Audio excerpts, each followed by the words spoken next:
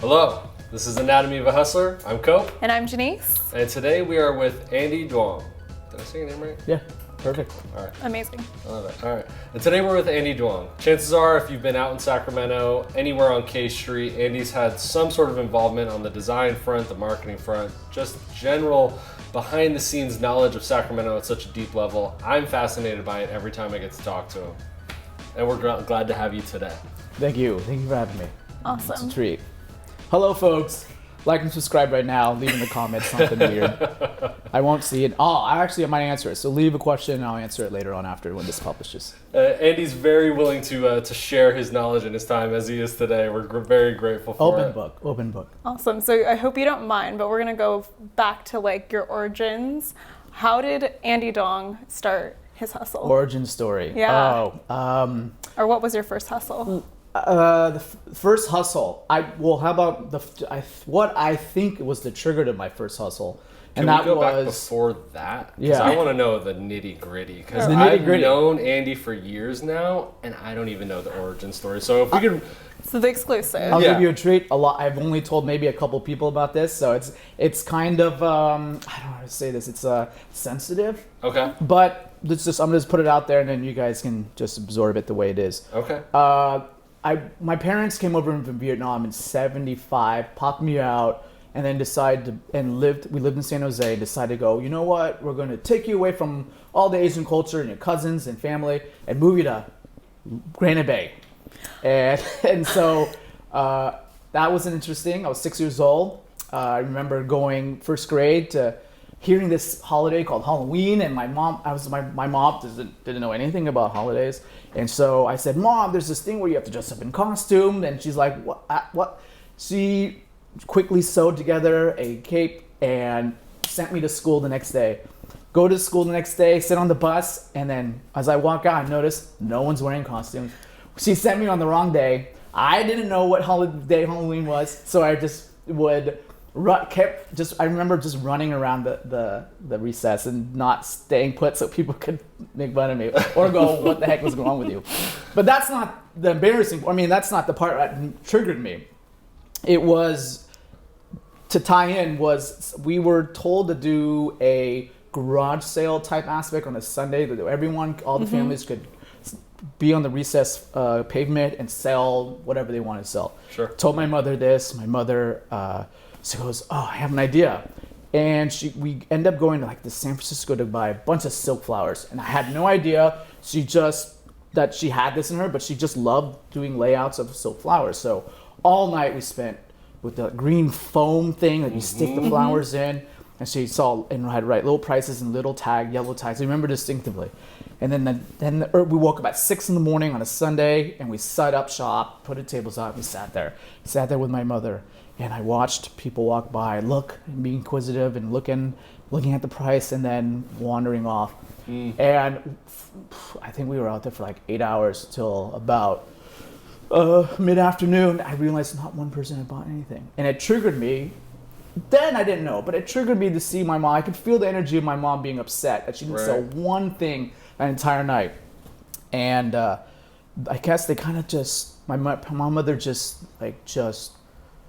felt defeated, and she couldn't voice that to me, and I didn't quite comprehend it now. But fast forward, How old were you at that time? Seven. Okay. Fast forward through after multiple sessions of therapy, I understood now Yeah. that very point, I didn't want my mother to feel that way ever again, and Yes. I didn't know what it was, why, but I needed to figure out why. I knew no one wanted to buy what my mom was selling. That's Fast forward. Spurred everything. I'm so sorry. I hate jumping in because you're on such a good role with this, but that is almost exactly where my why comes from. Is a very similar story. Yeah. Replace your mom with my grandpa, and it was almost the exact same thing where people were looking at the price and literally scoffed at him. It's making me emotional. Reliving same. the story I'm right getting now as I'm goosebumps. talking about it. But hearing your story as to why, I'm like, oh, no wonder we share such commonalities in the way of well, there's a pivot, there's a solution, there's something to be found in this marketing mix, right? Yeah, But absolutely. That's fucking incredible, man. Thank you so much for sharing that for one. And I'm sorry that I had to jump in. It just moved me so I love much it. to This connection. This is great. Yeah, that's beautiful. But please, 7. Yes. And then let's say after that, I just started drawing. It was my way of, I guess, coping with my differences of not being the only Asian guy in the school, being having so much pressure from my parents to study and do all these great things. Then fast forward to high school, senior year, I had art scholarships lined up for me, but my parents were like, nope. And they enrolled me into Sac State without my knowledge. And they're like, in a couple of weeks, you're going to go to school. Here's your itinerary. And I'm like, just like that, just throw me to the wolves. Wow. And I remember going to school, going to Sac State, driving all the way down 50 and getting off La Riviera exit and going, this is not my vibe. Yeah. Quickly, I picked up a school newspaper one day and I was like, oh yeah, I can draw comics for this. So I went into the school union, knocked on their door, went in and said, hey, do you guys need a cartoonist or can I draw something for you guys? And they're like, yeah, come in and draw. So I started drawing editorial cartoons. And then one day I screwed up royally on a drawing that I spent 2 or 3 hours on. And I was like just frustrated. And one of the tech guys in our media department was like, you can scan that and fix it. This thing called Photoshop. And it blew my mind when he fixed it. In a second, he scanned and there's like things like, waited, came up, fixed it. And I was like, dude, you just saved my life. What is this thing? And that turned out, I was just fascinated with Photoshop after that. I asked the school newspaper if I could, they had a position to design ads for like $20 an ad. So I started doing that. And then would overlooked the shoulder of my editor, and he was designing layout using Quark and InDesign, I think, and caught the bug for that. And just started designing the newspaper. And then within 2 semesters, I was the creative director of the newspaper. Wow. And we started winning awards. Our biggest competitor was Chico, when it came to college newspapers, and got to fly to New York, Washington, and a couple other college newspaper events. And then one late night, I'm up, it was deadline. I was up like 3 a.m, and one of my buddies texted me, says, hey, can you design a club flyer?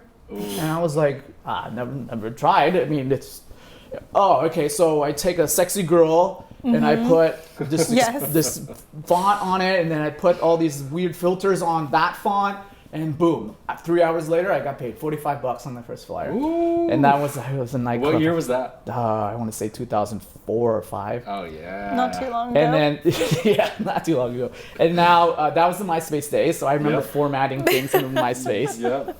But we printed then, actually. We still printed then. And you know that?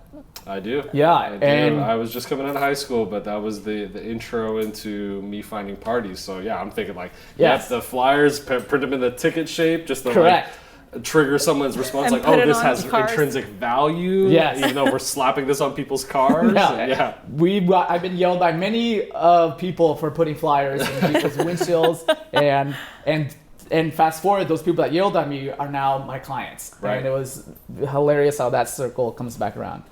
So I started designing flyers and just did a bunch of them, made its way to San Francisco, met a couple of promoters out there that made me design stuff, and boom, before I know it, I was just designing flyers left and right and for all around town. And it was pretty neat to do all that stuff, and I had a plethora of ideas. As long as there were models, I was using models. I wasn't using any American models, so I would find European models to use, because I realized, what was it? I put like an old picture of Rihanna on a flyer one time, and they're like, she's gonna be there? And I'm like, oh shit. You're right. So I found British English models to put over here, and just in case we ever got cease and desist on any of our designs. And then now we're coming to present time now. Thanks for hanging in. If you don't like the story, fuck off. Then, yes, I started branding for the first time, designing logos, and I had my favorite fonts I would use, and would just make basic logos. So, I think one of the first ones I did was Miyagi, one of my college fun buddies' sushi restaurant. He allowed me to just take a whim, and I just did a basic M in Trajan, and then used a red stroke to create this Japanese Asian effect to it, and that was it. and it's still stuck around to this day. It's like ageless. It's kind of fun that it's still there. I love that. And then it evolved to I think Bar West, assisted with the Bar West logo, then Crawdads, then Vanguard, then Social, then a couple other nightclubs that have gone since under. Then branding, and then I started understanding patterns and algorithms and seeing how businesses work as a core, and started offering packages with that. But Sacramento is not quite there. It's still, how do I say it? They want to make those errors themselves. There's no warning. Like, I want to say higher end or bigger city vibe mentality thinking will go, oh, okay, I get it. You're advising me so I don't make these mistakes. But right now, Sacramento is currently, that just shows you how much Sacramento is all about grinding. Yes. And grinding until they can't grind no more. Right.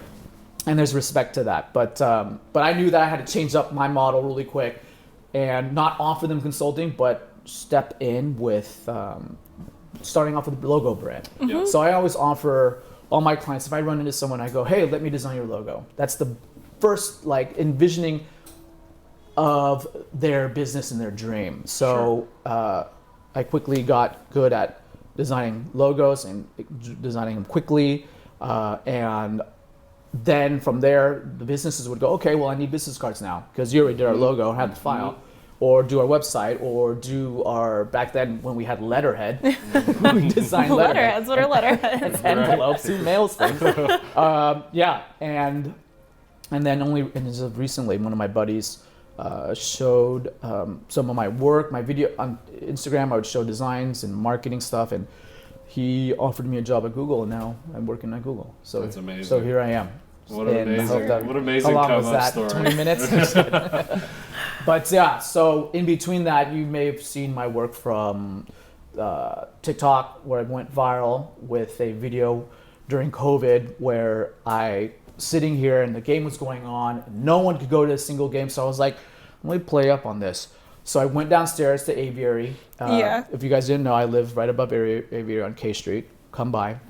And just knock on your window, throw rocks at your window. You can throw rocks at my window. And I bought a burger and went over there, and with the help of Ben, he filmed me eating the burger, sitting on a chair outside the window, watching the game. And it kind of got viral. I remember that video. By a lot of people. And it kind of started a little trend of other people doing that in the stadiums.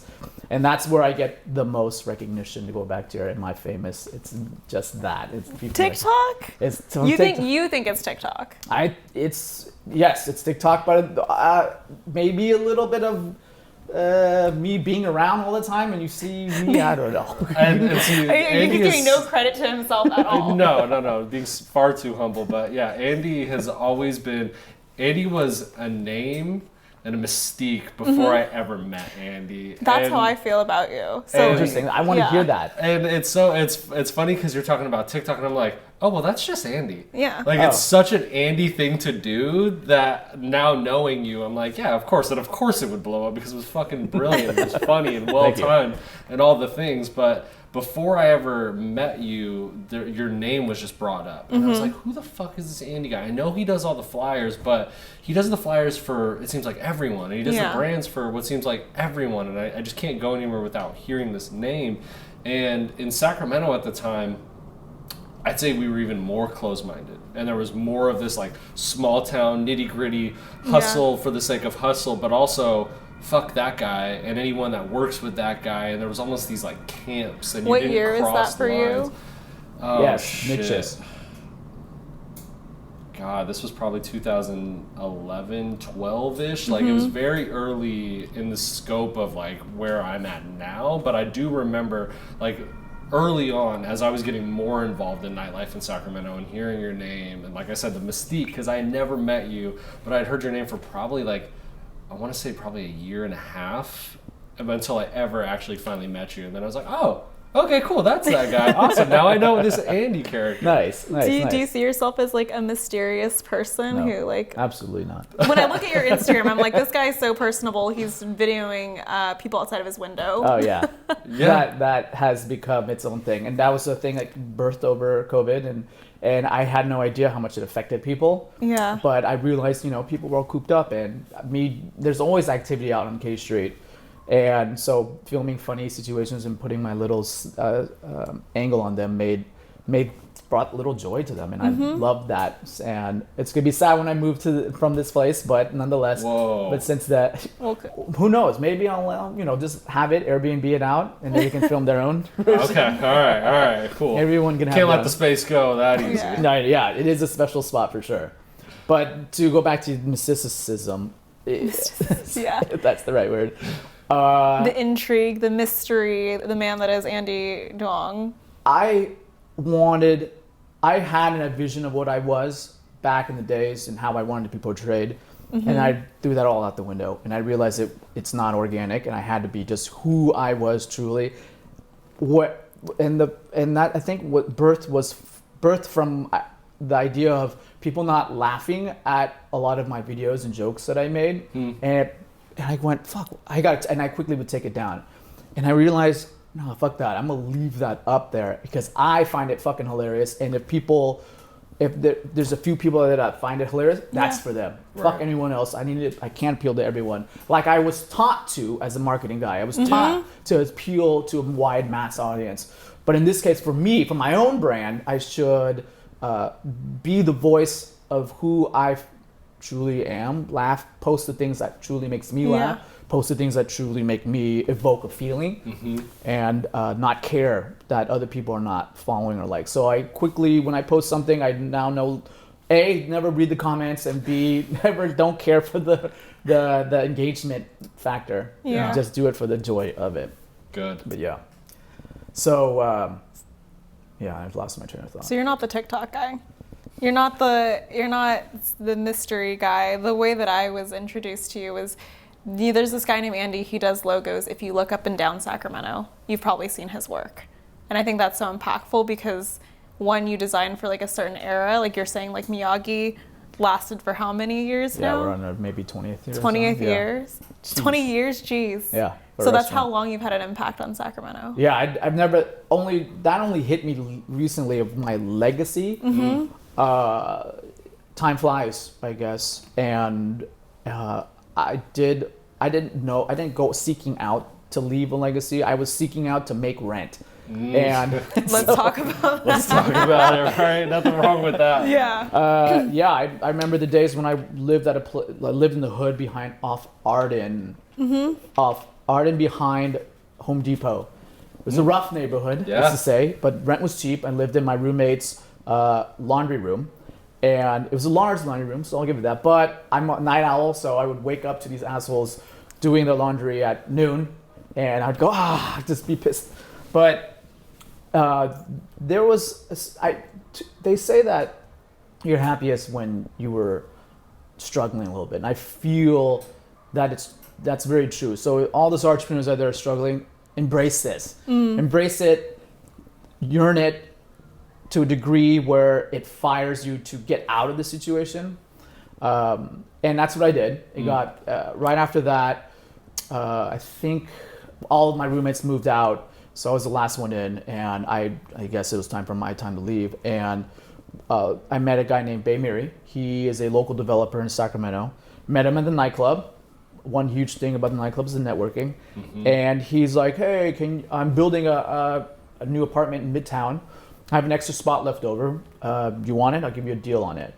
And it was $2,200, and I was like, I was $500. That's at the time all I had to do was just design about 6-7 flyers, Right. and I could make rent. But in this case, I was doing them. I couldn't count that high. So I was like, oh my god.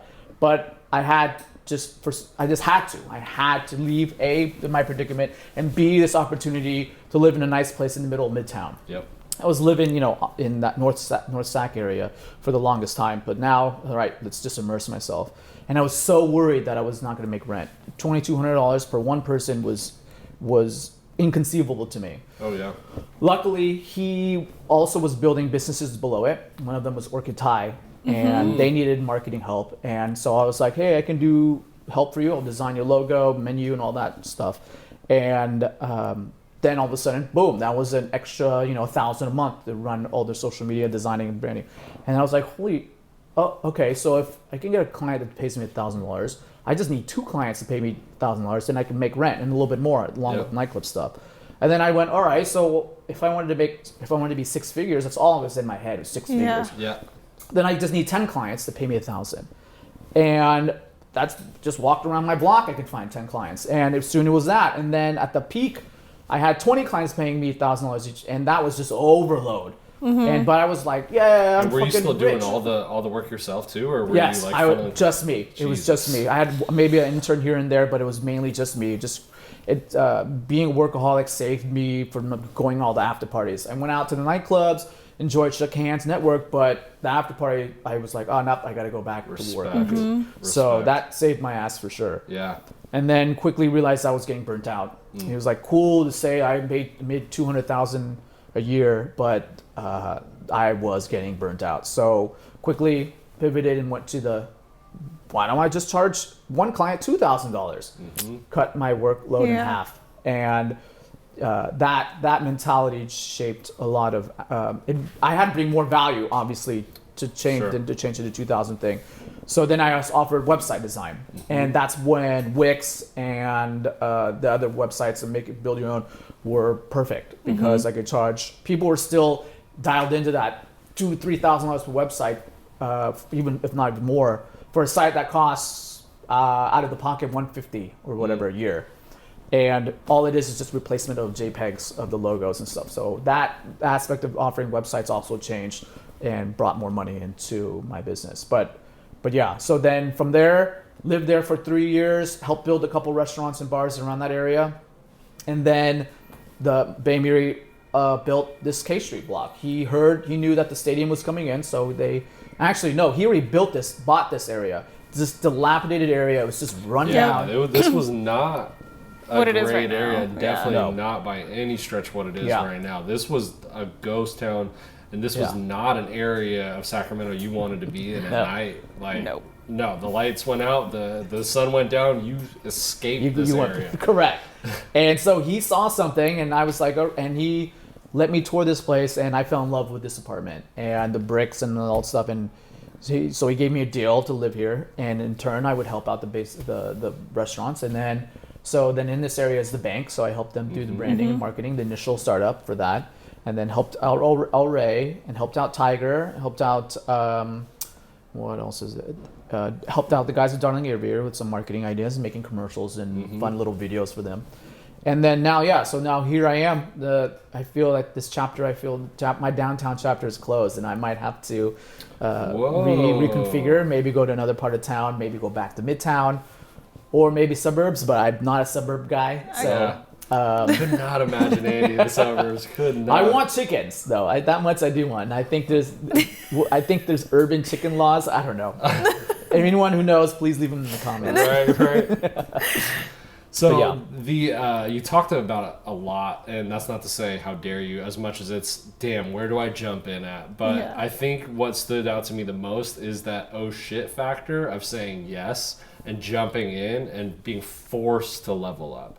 Like you forced yourself to be uncomfortable, and I think that's something that I know I was very risk averse for a very long time, and it wasn't until I said, fuck it, I'm going to send it. And actually like put myself in these uncomfortable positions where I just had to step up. I had to do something differently. That it forced me to even look at my business different. And one, I commend you. Two, what stands out to you in those moments where you were like, well, shit, if I don't do this, what was the worst case scenario? And did you ever like run into that? I don't want to call it like a rock bottom, because I think a lot of entrepreneurs need to hit that, like the wall of their own limitations as they perceive them. But what was your like, oh shit, this is like real? I had no plan B. So I meant to go back a little bit to schooling. I had no plan B to that. When I probably a big part of school, besides doing the newspaper thing, to understand and find my fit, was that I decided to drop out of school. And it blew my parents' minds. I was disbanded from the family for about a year and a half. Didn't go to any parties, any occasions, because my aunts didn't want this quitter, this guy influencing the younger cousins to see if they would quit. And Did you feel like a quitter? Or did you have a vision? Because I had things lined up, meaning that yeah, here's a funny story about why I could decide to quit. I was in class. I was working on a flyer in class for someone else because it was break time. Yeah. And the professor was walking around, and I was walking around this whatever, and he notices my laptop and he goes, "Who's this?" He looks up at the class and he asks, "Who's this?" And I go, "Oh fuck! Did I put up? I don't know. What did I have on my screen?" Right, you probably More had a naked half-naked girls. girl or something. Exactly, from England. And I go, "Oh, it's mine." He goes, "Huh, okay." And that's all. And I was like, it was weird. Anyways, fast forward, I talked to a client. The client was like, "Yeah, I had another designer. His name was Triple." And I was like, "Triple?" And then it turned out, and yeah, he was a professor at Sac State teaching design. And I was like, "Oh, I beat out my own professor getting clients, and so maybe this is a sign. If anything, this is a sign." And I've always loved the quote, life never shouts, it whispers. And in this case, it shouted. Yeah. But since then, going back to what you're saying, I had no plan B. I followed this process. You say trust the process, and whatever, everyone has their own process, their own way to get metaphysics. I know that I have some faith that I'm incorporating, and along the way I may veer off, but that's where you just gotta hear those whispers of like, get back on track. Yeah. And you have a bigger picture or bigger goals or bigger, you were meant for bigger things. And so school, dropping out of school was probably my biggest factor of understanding the process. So that's why kids fail as much as you can. And I know it sucks and it's not cool, but I want you to try that thing you thought of. Try that drop shipping that everyone's doing right now. Go ahead. You'll probably mess up and you screw up, but that's fine. You'll learn a little bit of business. Go ahead and try selling candles or whatever. Do it. Try it out, and you'll see quickly that if it's A for you or B, you turn out to be pretty good at it and end up selling other things, or translates. People see that you do a good job selling. Maybe you could help them sell good jobs, and boom, you've got a business. Right. Yeah. Right. So trusting the process and the wave and the ebbs and the flows, which is a fancy word for when a river goes down and hits rocks, just go left and right. In other words, pivot. But all of your learnings and all of like your pivots and steps you've taken have felt really natural. Yeah. You must trust your intuition a lot. You can say that. I have been given a gift of creativity. I can put down things, what I see in my head, onto Photoshop and then execute and call it marketing. Yeah. And I'm blessed that I have clients that were willing to pay for that stuff, to go back to you're saying intuition. But yes, the intuition aspect is rooted in the hard work I did prior to all this. Before you guys coming, I do my due diligence, as they say, and I read all advertising marketing materials. I watch TV for the commercials. Yep. I see what they're doing trend-wise. I see what colors are in trend. I see what, it's like, say my client at the bank, they're a food hall. So I'll do research and see what Chelsea Square is doing in New York, what other places in Austin, what in Atlanta, and hopefully bring that and pitch them ideas to continue them paying me. Right. So it's a beautiful thing where if you do your due diligence, you will never be out of work. You will always have constant influx of information that you could always sell to your clients and hence sell yourself. Have you ever run into an issue where having that knowledge, having that information still falls on deaf ears? Yeah, all the time. And that's why you have contingency plans. I pitch ideas left and right to clients, and they just sometimes don't get it. And that's okay. Don't get frustrated or don't feel like you need to. I don't feel like I need to convince them. I just simply move on. At the beginning, I'd be so upset. Like, don't you understand this vision? It upsets me so much, and I realize I'm expending so much energy for nothing. Right. Yeah. It's falling on deaf ears, and it's best to just take that energy and come up with other ideas. So when I first started out designing logos, I would just design them one, and I would go here. It's early days. This is all you get. I'm cheap, Right. $150. You don't get multiple, Yeah. and you don't get revisions. That's it. I didn't understand. So much confidence. I didn't understand the multiple, but of course now I will give a client 6 ideas, different branding logos. The ones that's my favorite, I have a little psychological trip where I put that as the second one. Yep. Never the first one. First ones are always automatically. I put the weakest one as the first one. Smart. But on occasion, they'll This fucking is pick the first good design. Write this down if you're a designer. Write this Right. down. This is critical. Yes, laying out how you want the client to pick. And so and they normally pick the second one or the one I favor. Now I like to think I put more with the confidence I have and the years I've had behind me. I can now dictate with authority, with a sense of confidence that's saying, trust me, please pick this one. This will scale easier. I did this one because that's what you asked me to do, but it's not going to work on how I see other clientele's work. So I'm not just talking out my ass.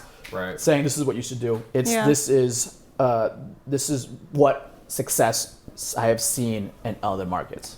It's a balance between giving people what they're asking for versus giving them what they need, right? Correct, Yeah. absolutely.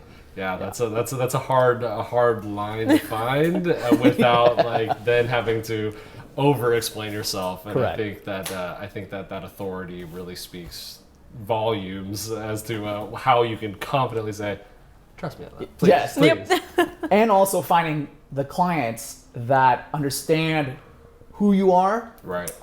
and not because I feel like there's this idea that the client is like this god that looks down and this is what you should do and you always should do it. But if you are a competent and educated and skilled designer, you should put yourself up to God level, Right. and speak on them professionally, of course. Yeah. And not saying your fucking idea sucks, but saying, let's try an alternate version, and then you open a sense of communication that could get both of you guys to the same page. Sure. Now, just like dating, it's some clients won't fit, Right. and I recommend to just get that buck and get out. But then once in a while, you'll find the one, a keeper, and you just want to stay with them, and you want to keep and nurture that relationship. And that's the beautiful thing about the thing I do for Sacramento and the businesses is that they're all my friends now. Yeah. I get invited to birthdays. I get invited to take photos of their kids. It's more than just a business client relationship in Sacramento. It's truly a friendship business client, and it gives interesting opportunity dynamics. But it's honestly in small town, medium-sized markets like Sacramento, it works well. It does. Yeah. I don't see it working well in LA. I don't see it working well in San Francisco unless like you're very centric in the neighborhood and like in it and making relationships. But that's why a beautiful thing about Sacramento is that if you're an asshole or you cheat or you are just not a good business person, People are gonna call you people out. know. Yeah. It Yeah, eventually people are comes gonna call out. you out. It really does. And that's the strength that Sacramento has with we can weed out bullshitters really quick. Yeah. And they skip town, and that's fine by me. And it creates a great I just love like some people like, oh, where'd they go? They're not here. No, Yeah. exactly. Yeah. And there's always people that are going to ruffle your feathers. There's always going to be people that are not aligned with the betterment of the community and they're just out for the buck. Yep. Yeah. And this is where you trust the process and let them reap their whatever negative toxic traits, and sooner or later they'll be pushed out. And 20 years in the business, I've seen this, and yeah. it's a beautiful thing. And now I don't even worry when I meet somebody, shake hands with someone who's a fucking dick face, and I just go, all right, well, it's a pleasure meeting you, Yeah. and Yeah. I hope you find what you need somewhere else. And Yeah. and then Hope they you find end up peace moving. elsewhere. Yeah. Yes, and they end up moving somewhere. So it's a beautiful thing that we live, and that's why I love my community of Sacramento so much. I love that. So now you took your design and your marketing and branding skills, and the first thing you said is you can see like the business aspect of things. You understand what's going to work, what's not going to work. So design and marketing is not your main source of income now. You have other ventures that are coming up. I do. Which one are you most excited about? The biggest one is I'm sick of making people rich. And it's like, Preach. Welcome to the client service curse. Did you look right at the camera and say it real quick? Yeah. I want you first to make people rich, then to get sick of it, then you'll know. So Right. go off and do your thing. So yes, I've been working on a little pet project over COVID. It's called Movie Pitches. Have you ever had an idea for a movie and didn't know where to go? Well, what happens? I told you I have movie pitches up. This is my Shark Tank. Tell me That's more. so good. I love it already. And they do this and they do this. But yes, basically, it's going to be a platform that I run. It's going to be a social media thing where, for the time being, it's just my pitches, and I'm going to practice in front of the camera just like this and going, "Hey guys, welcome to Movie Pitches." I'm on TikTok, Instagram, Facebook, all of them. And I just pitch the algorithm. And I go, hey guys, so if you like this movie, thumbs up. If you don't, thumbs down. Leave a comment if you think what actor would be perfect for this movie pitch. And let it run out and see if it goes viral. And if it goes viral, I think we have something here that I could possibly license to a studio. From there, they can incubate it and make it. But I remember when I was a kid hearing about a guy who pitched like a sentence or so. It was a story of two detectives that go on a search for a murderer who's killing by the 7 deadly sins. Yeah. And that turned out to be 7. And that was bought for $1 million. Pitches don't get sold for that anymore. They're like on average between like $5,000 to $10,000, $15,000 around that range. But that's for fucking 2 to 3 sentences. So it's amazing. And I was like, okay, I got to execute on this. So I bought the domain a long time ago and didn't do anything of it. And then streaming thing happened. And I was like, oh, something I can leverage. So if people post on movie pitches, they own the IP of whatever comes out there. I recommend, so what's going to happen is I'm going to have them fill out a form, submit their ideas. Then if it's good enough, I'll read it, or my interns read it or whatever. And if it's good enough, we copyright it, we protect it, and then we put it out and I go out, here's a story, it's a horror movie and it's features this and this. And I go down and I just make it 2 minutes of a pitch. Because you're explaining kind of like TikTok is doing that right now, where like book authors are like giving like little bylines of their book, and they're like, oh, by the way, this is a book that I wrote, et cetera, et cetera. So it's kind of like the inverse of that. Yes. Yeah. Reese Witherspoon, she has a similar business model, but she does it by leveraging her book club and any book that's read the most. Then she has, hey author, I'd like to buy the rights to this, and then she uses her power to pitch studios for that. I want this. The movie industry sucks right now. There are of course great movies here and there, but as a whole it kind of sucks from when I grew up in the 2000s. But you mean you aren't excited for Ghostbusters 18? correct. Redux done with kids this time. But yes, exactly. So I'm to say like a trend word, I'm to disrupt how the Hollywood's gatekeeping works. Right. Yeah. Anyone in the world can have a great idea and be made into a movie. Right. Now, will that happen? I don't know, slim chance with that. But still, it's at least better than you telling your friends on a drunken night, saying, hey, I have this great idea, and everyone says, I love it, and then it stops there. Right. I want the people to vote on it. I want and I've seen it already. People have done TikTok stuff where they're like, hey guys, I have a cool idea. And it shoots like 8 million likes. And I'm like, okay, there's something here. Right. So hopefully I put out my first video by the end of the year. That's in a few weeks. You will. You're going to put your video out by the end of the year now that you said it. All right, by the time we Jesus drop Christ. this pod, we're going to circle back around and drop an update. I did copyright one idea. It's called Rochambeau, Rock, Paper, Scissors. It's going to be an animated movie. It's a story about the Rock Clan, the Paper Clan, and the Scissor Clan. And they have to fight against the dreaded Fire Clan. And I want it to be a funny thing where the Pixar could pick up and make it into, or sell it to China. Who knows? But people play rock paper scissors. I already thought about the marketing and how we'd have rock paper scissors contests and malls around. Not malls, but or online or live, and people can give away money. And so Stream that's on one Twitch, of them I wrote myself. I like it. And so movie pitches is on the horizon. I love the idea of like this crowdsourced, crowdfunded, like engagement based. Like you could literally do it to where if you like that idea, I'm gonna start dropping more, and it's gonna be like spoilers of this is the marketing behind it. Oh yeah, this is the storyboard that I did. And you almost like unlock different levels of building like, in public. Yeah. Right. Yes. Right. There's There's such a cool concept behind that. I think a lot of people like get more invested when they're seeing how something Correct. like that is made. Absolutely. And so they want to then see You'll it come follow to it from theaters. step one to step Absolutely. 8, and you're like, oh, I remember when I voted this one, and I asked, and there's another thing I wanted to do that's crucial was the casting aspect. I remember when Star Wars movie Ahsoka, everyone's like, Rosario Dawson has to be this, and so they all went. Someone made a fake poster of Rosario Dawson as the Star Wars character, and everyone sent it to the actress's Instagram, but she's not on it. Her peoples are on it, but they told her, and then she was like, huh.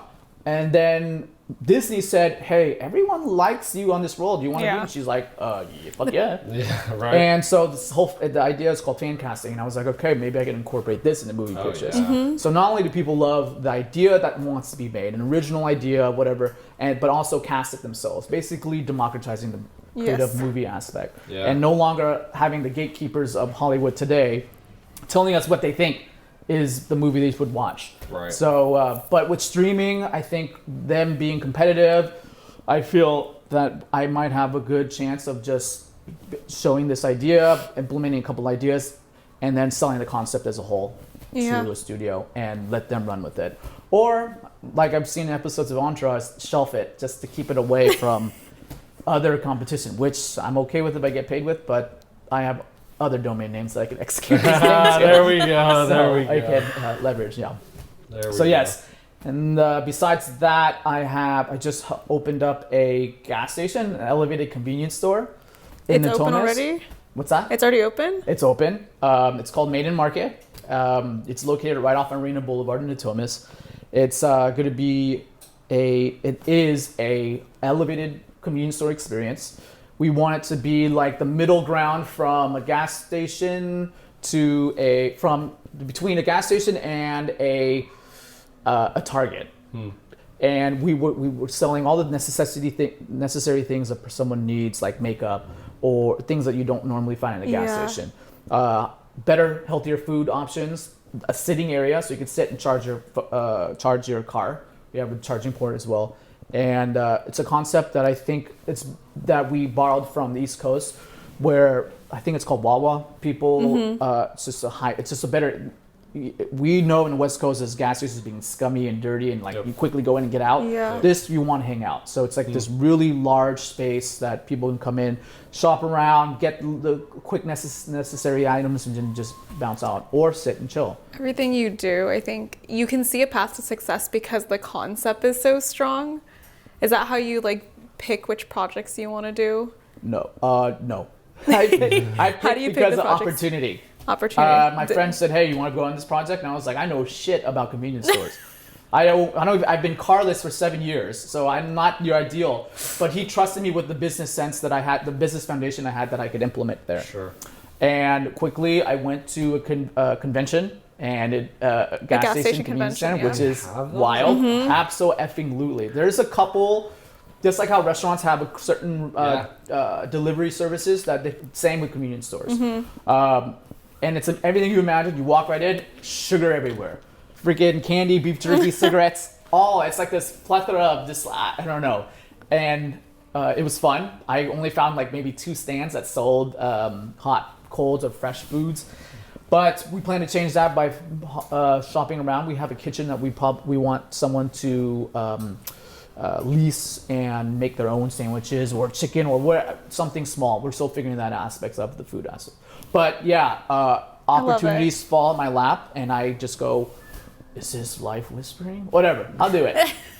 Yes. But a big part of the things that fall in my lap and either or not, whether I should take them, is I've been blessed with the opportunity to be good enough at my skill set that I can ask for equity. And so lately I've been that's the only new projects I'll pick up, anything that I have equity within. So I can literally own it, and if I fail, knock on wood, I haven't done that so much, that this will succeed. So this rooftop bar concept that we're working on K and 7th, opening probably next summer, maybe spring. See you there, yeah. Yeah. You can write your name in the comment in, and I'll put you on the guest list. And then you can go to the line, and they're not going to go, who the fuck is Andy? well, for that one, that's my bread and butter. I know the restaurant industry inside and out. Luckily we have a good support team. GM Kevin, who's from Echo and Rig, great guy. Oh, nice. And then a chef Shuri, who's a great lady who's gonna whip up an amazing menu. That Sacramento, she's a Vegas chef moving over here, so she's gonna make some rad stuff that's different. I mean, no hate to baking butter and the other brunch places around town, but we want more of a ruckus environment. Raucous, I think is the pronunciation. Yeah, raucous, yeah. And then, I think that's it for now. For now, just a For now. couple things. I think that's good. Oh, and I'm expecting a child, so I think that's a whole business. Oh, that's where the There you go. suburb and the chickens come in. Yes, correct. So that is an interesting forefront and chapter, and I'm approaching it like a business. Yeah. And I think maybe that's not the way. It's a business that I truly love, and I don't quite have plan. You can go on TikTok and find studies, and I'm sure you can find stuff on how to raise kids, but it's all over the board and things. So, but yeah, I'm trusting my partner and doing this more, but because I'm going to be inundated with all the work, but I want to be a good father, and I want to do everything and there's no room for mistakes. There's room for mistakes. I can't have her running around and climbing on things and in this older place that's not designed for kids. So so that's it's going to be an interesting chapter that I'm looking forward to. Love it. That's amazing. Love it. Yeah. So exciting. Go ahead. So with that, you talked about it earlier, you didn't have the intention of having the legacy of being Sacramento sign guy or become all of this. Well, what's the legacy? Now that you've gone through all of this, you're starting your businesses, you're having a kid, what's the legacy you want to leave, whether it's in Sacramento or your mark in the world? Let's just sum it up. I guess it's just community. Doing so much for clients and building businesses, I inadvertently realized that I was helping build community. By imploring and empowering the right people that would give back to the community in a positive manner is crucial. Building a Sacramento, as many of you know, at one point was just boring and there weren't things to do, and that's the truth of it. Now we do have to. Anyone who's complaining, it's their problems. But right now we're on this precipice. I always use the metaphor of we're getting out of puberty. We were we were zit-faced. How old are 15 years old now? Right. Exactly. 15 years, yeah. And we're coming out of that and we're finding our voice. We thought we were Portland. We thought we were Austin. No, we are becoming who we are. And that is Sacramento, whatever that may be. And right now, I think I'm glad I got to be a part of that and a positive impact to that. And I'm not done. I feel that I still have more to do. Whether Movie Pitches goes big or something else happens, I plan to still be in my community and helping and assisting, maybe on a higher level, maybe opening up things at a pho restaurant, a late night pho restaurant that would work in Midtown. Living out your dreams, yeah. Right. Yes, basically yes, and work on. So my legacy hopefully will be that I make Sacramento the community that people want to live in and enjoy and be happy and raise a family and be with friends and share beautiful experiences. Love it. It's just cheesy as fuck. No, but it's true. It's so It's true. so good. And Sacramento needs people that are shifting culture who don't realize they're shifting culture. You're pulling the strings right now Right. a little bit. Just a little bit. And I swear posting my funny videos hopefully changes the tone. I feel like my weird sense of humor hopefully goes, people, is that supposed to be? It is kind of funny.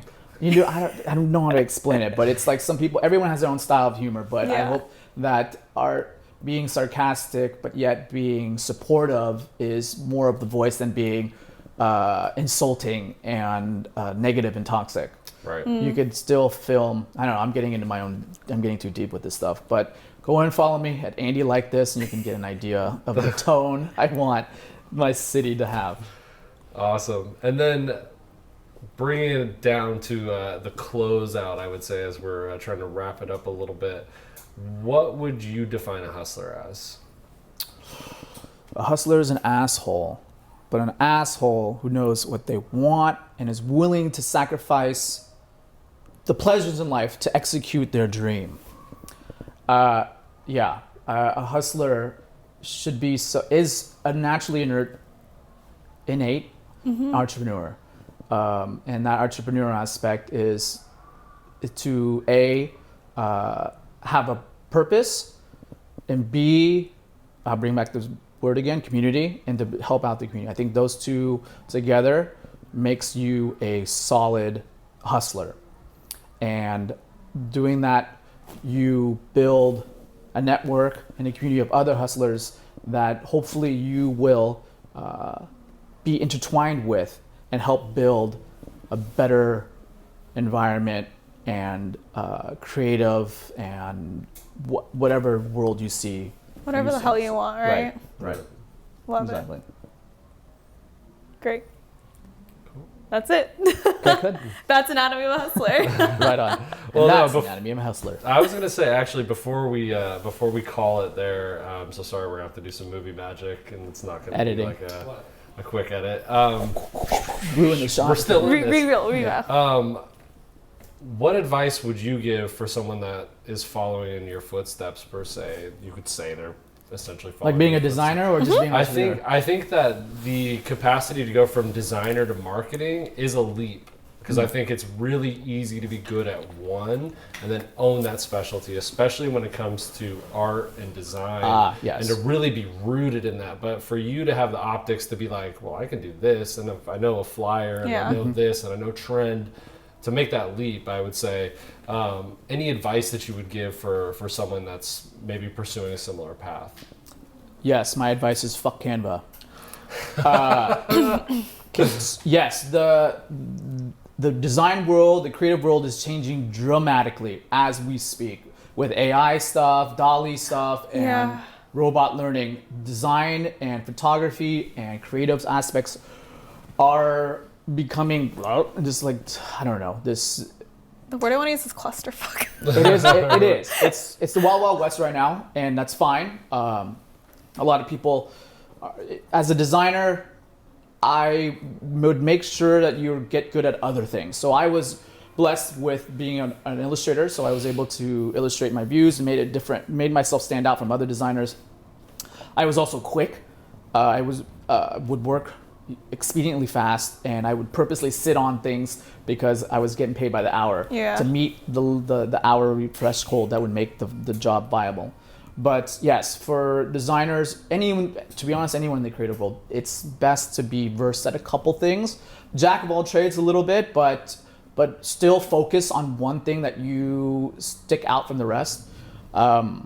There's a quote that says, I think Gary Vee said it. It's something about there's two types of people that do what they love and the people that do what they're good at.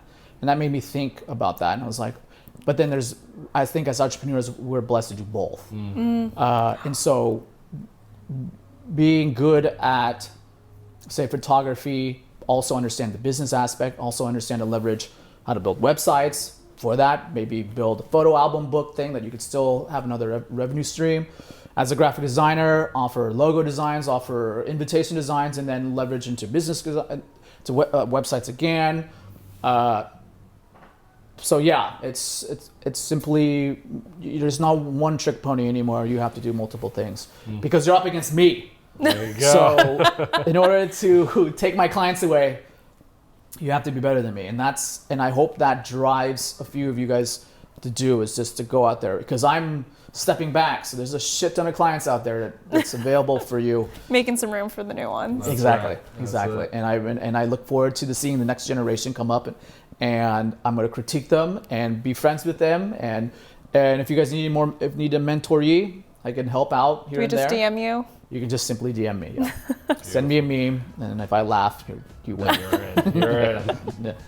So yeah. Awesome. Amazing. Cool. Awesome. Cool. Well, thank you so much. We appreciate you. Thank you for sharing your time and your talents Absolutely. with not only us, Wonderful. but Sacramento at large. Yeah, Very absolutely. grateful. Appreciate it. Right on. Cool. Thank you.